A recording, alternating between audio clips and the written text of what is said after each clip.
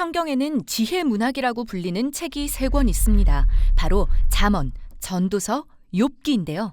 이 3권의 책은 모두 똑같은 질문을 제기합니다. 우리는 어떤 세상에 살고 있으며 이 세상에서 잘 살아간다는 건 어떤 모습인가? 좋은 삶을 사는 법 말인가요? 맞아요. 이 책들은 각기 독특한 관점으로 이에 대한 답을 찾아가는데요.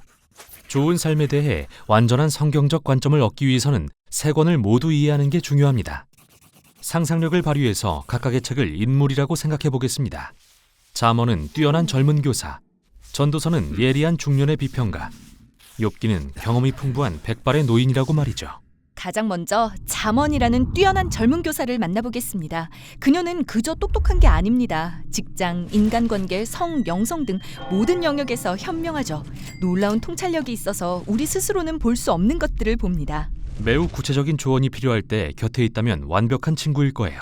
그녀는 어떻게 그렇게 똑똑한 거죠? 네, 잠언은 대부분의 사람이 못 보는 것을 볼 수 있는데요. 그녀는 우주에는 보이지 않는 창조의 힘이 있어서 사람들을 어떻게 살아야 하는지 인도해준다고 믿습니다. 그 힘은 마치 중력처럼 눈에는 안 보이지만 우리가 하는 모든 일에 영향을 미치죠. 그 힘이라는 게 뭔가요? 히브리어로는 호크마라고 불리고 우리말로는 보통 지혜로 번역되는데요. 이는 하나님의 속성으로서 그분이 세상을 창조하실 때 사용하신 겁니다. 또한 호크마는 사물의 구조와 원리와 밀접하게 엮여 있습니다. 그래서 어디든 사람들이 선하고 정의롭고 지혜로운 결정을 내릴 때 그들은 호크마와 연결되고, 누군가 나쁜 결정을 내릴 때마다 그들은 호크마에 대항하는 것입니다. 맞아요.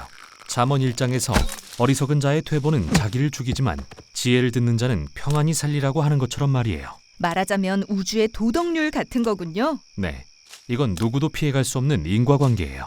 잠언은 이 모든 걸 여인으로 의노합니다. 지혜라는 여인 말이죠? 맞아요. 그녀는 세상을 두루 다니면서 누구든 그녀의 가르침을 듣고 배우고자 하는 사람에게 찾아갑니다. 이건 잠언이 믿는 두 번째 내용으로 이어집니다. 누구나 지혜와 만나 그녀와 소통함으로써 자신과 타인을 위한 아름다운 삶을 만드는 데 사용할 수 있다는 겁니다. 마치 디자이너처럼 지혜로 창조하는 거죠. 네, 사실 히브리어로 호크마는 단순한 지적 지식만이 아닙니다. 이 단어는 목수나 석공과 같이 기술이 탁월한 숙련된 장인을 묘사하는 데도 쓰이는데요. 그 말은 호크마를 가진 사람은 그것을 사용해 좋은 삶을 위한 기술을 개발한다는 뜻입니다. 아하, 그런 의미군요. 그럼 이제 지혜를 찾으러 가볼까요? 잠깐만요. 그 전에 잠언에는 아주 중요한 사실이 하나 더 있습니다. 호크마는 어떤 비인격적인 힘이 아니라 하나님 자신의 속성이라는 점입니다. 그래서 히브리 사상에서 지혜로워지는 여정은 잠언이 말하는 것처럼 하나님을 경외함으로부터 시작됩니다. 이는 선악에 대한 하나님의 정의를 온전히 존중하는 것이며 진정한 지혜란 그러한 경계를 알고 이를 넘지 않는 것을 의미하죠. 지금까지 알아본 내용은 모두 잠언 1장부터 9장에 있는 건데요.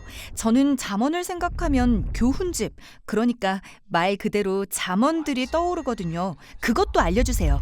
네, 그건 10장부터 마지막 장에 걸쳐 볼 수 있는데요. 여기에는 삶의 모든 영역에 대한 수백 개의 잠언이 모여 있습니다. 그리고 호크마가 삶의 모든 영역에 적용되어 무엇을 하든 성공으로 가는 길을 찾도록 도와주는 지혜로운 지침이 되죠. 이 교훈들로 인생을 설계한다면 좋은 삶을 살 수 있겠어요. 맞아요. 잠언의 말을 빌리자면 당신의 몸이 건강해지고 재산과 장수를 얻게 될 것입니다. 정말 대단한 주장이네요. 그런데 실제로 그런 경우가 많아요. 지혜로운 사람들이 일도 잘하고 대개 삶이 잘 풀리는 경향이 있거든요.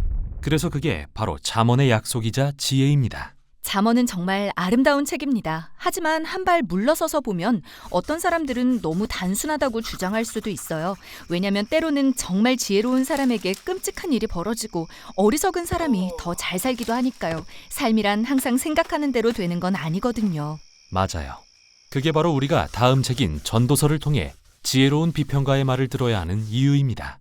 바로 그 문제와 씨름한 사람으로서 그는 좋은 삶을 찾는 우리의 여정에 박차를 가해줄 테니까요.